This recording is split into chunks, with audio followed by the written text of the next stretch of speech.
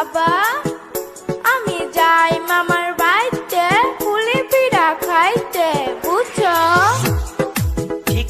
ঠিক আছে মা, তুই দেখে শুনা যাইস, পুলি পিঠা খায়া কিছু আমার লেগা নিয়ে আস, বুঝছস? আমার লেগা